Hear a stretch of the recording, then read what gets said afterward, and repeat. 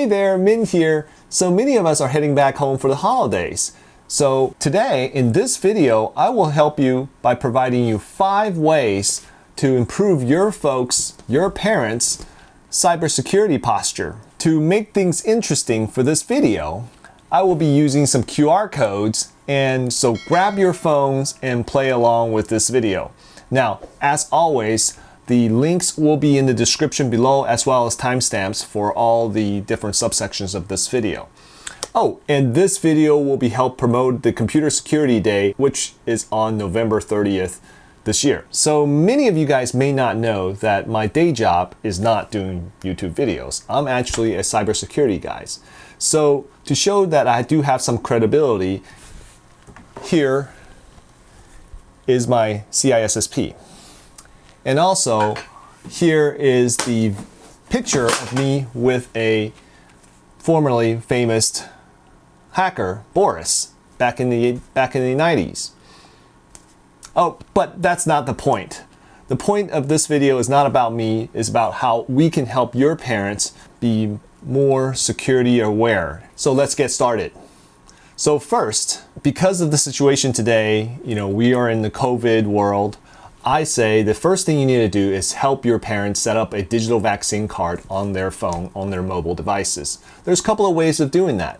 Most of the states that require vaccine verification probably already have a way of providing a digital vaccine card, which you may not know about. So the links to all the different states' health department is here. So take a look. But for Washington, go here and you will find the digital vaccine card for your iPhone, for your devices. Also, if all else fails, just simply snap a picture of your current vaccine card and put it in your photo album and share it along with wherever you need to be vaccine verified. Second, make sure you help your folks to turn on auto update. And this is auto update not just only on your mobile devices, but also on all your appliances, all your devices that uses network updating and so on. This includes smart home appliances, smart home IoT devices, voice over IP devices, computers, routers, and firewalls. So help them update, turn on auto update so all the patches will be updated with ease. So third, this is probably the most important, is let's talk about authentication. So help your folks set up some secure authentication. So what do I mean by that? So when we talk about authentications, there are 3 ways to authenticate. Something you know, something you have, and something that's uniquely you. So let's look at something you know. This is commonly known as passwords. Password is something you know. My recommendation to help your parents with passwords is use a password manager. What a password manager does is it keeps track of all your passwords. And actually, in fact, you can generate random passwords so you don't even have to remember them and just remember one password. So why do you want to do this? The reason is it helps them access all of their online resources, and it saves them time because they no longer have to remember all the variety of passwords, just one password. And it also helps a lot in the final stages of life. I know this personally because when my dad passed, and I was fortunate to have a password manager which I have access to, it helps the transition much easier. So think about that as well. Some examples of popular password managers are LastPass, iCloud Keychain, and a few others. I'll have links below, so take a look. And once again, this is not sponsored by any of this, just simply try to pass information along. So how does the password manager work? So the password manager simply keeps tracks of all the passwords and uses a mobile app or a browser plugin to fill in the passwords when you need it. Once you log into the password manager, you have access to your vault of passwords that you use online. So help your parents set those up and teach them how to use the basics of it. And also have an access to those passwords as well. So in case they need help, you can always be there. Personally, I've used LastPass and iCloud Keychain. LastPass is about $4 a month for family and $3 a month for individuals. So $4 a month for family is perfect to work with your parents and also including yourself. Currently, I'm using Bitwarden, and that's self-hosted. So if you have any interest in learning about using Bitwarden, feel free to let me know and maybe I'll make a video about that as well. So next, you probably heard a lot about two-factor authentications for your passwords. And remember, we said that password is that something you know. Another factor of authentication would be something you have. And what is something that every one of us have? Is a phone or a watch. That's smartphone, smartwatch is something we have. So that is something that we can use as a second factor authentication. Many people use Google Authenticator and then install it on their phone to do so. And you simply, whatever application you use that requires second factor authentication, you use the Google Authenticator to scan the QR code and it generates a one-time password, a rotating one-time password on your phone. So anytime you need it, simply pull up your phone, type in that second factor password as a second factor authentication. Other ways of leveraging second factor authentication could be using text messages from a particular application, such as a bank. So that's another way as well. Now, what I personally use instead of Google Authenticator, I use something called OTP Auth app. It's an application that's, you can see the link here. It's on the App Store. So take a look at it. And what the advantage of using OTP Auth is that I can use the same thing we do with the scanning on your phone, provides the generated numbers for a second factor authentication, but you can also use it on your Apple Watch. So now go anywhere and when I need the second factor authentication, simply tap on my Apple Watch and it will give me the list of numbers for the different authenticators. Finally, remember we said that there's 3 types of authentication. The first is something you know, the second is something you have, and the third is something that is uniquely you. So make sure you help your folks activate the Face ID or Touch ID in your iOS devices or something equivalent. So that means you can use it as a second factor authentication or also use it as an easier way to log into your devices, mobile devices. All right, let's switch gears.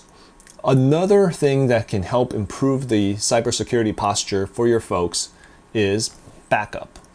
Everybody should be working on backup. Now, if your folks are a lot like mine, who doesn't use computers that much anymore, is probably using your phone or your tablet, then you should leverage something that's already there existing. And if they're working in the Apple ecosystem, then take advantage of iCloud. iCloud may be pricey, but it's worth it simply because it's easy.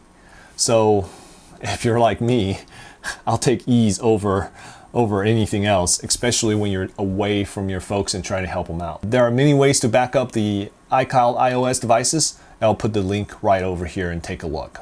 If your folks are using computers, PCs or Macs, then another way to back up for those devices is use Dropbox or OneDrive. And you don't necessarily need to back up the entire hard drive, but simply back up what's important. The important files, maybe something in the documents folders, and also pictures.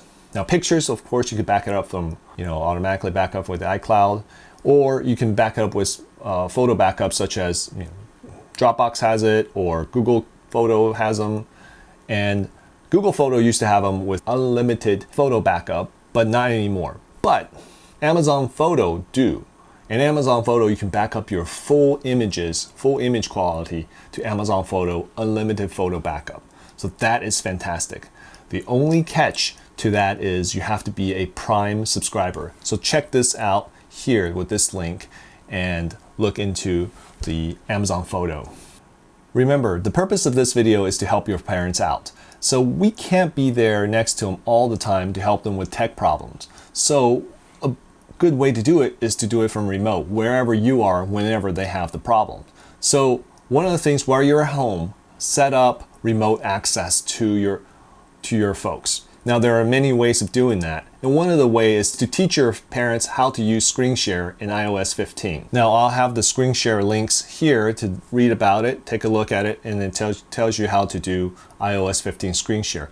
Then it will be able to help your parents with FaceTime and be able to do a screen share and help them out. If your parents are having problem using the computer, another way to do it within Windows is to use Quick Assist. And the links is here to show you how to use Quick Assist to help with your folks. Now, if you're really tech savvy, then what you want to do is set up a VPN to your parents' house. Not only can you connect to your parents' house and see full access to their network, you can also help them troubleshoot any kind of network issues there and connect to their devices and see what's going on. As well as if you really want to be tech savvy, you can use your parents' house as a remote backup for yourself as well. So this is a great link to talk about setting up a VPN. Now, bonus, if you are looking for a gift, a small gift for the holidays for your parents, then take a look at getting them a smart tracker. What I mean by something like a tile, because if I lose things all the time, and I'm sure you probably have the same problem. And having something like Tile or AirTag is great because it helps you track and identify where the location of your device or object that you lost around the house. So that is something that's not too expensive and is easily used by anybody and everybody. So it's a great little gift idea. It's also a way to help your folks in their day-to-day lives. So those are a few things I thought may be helpful in improving your parents' cybersecurity posture and maybe even help you a bit. So let me know what you think. If you like this video, give me a thumb up. It really helps. Or if you really like this video, subscribe. And if you want to see any of this, what I talked about here in a lot more detail, let me know in the comments below and I'll be happy to do a detailed video on how to do every one of those things I talk about. Anyway, have a wonderful holiday season and I will see you next time. Take care. Bye.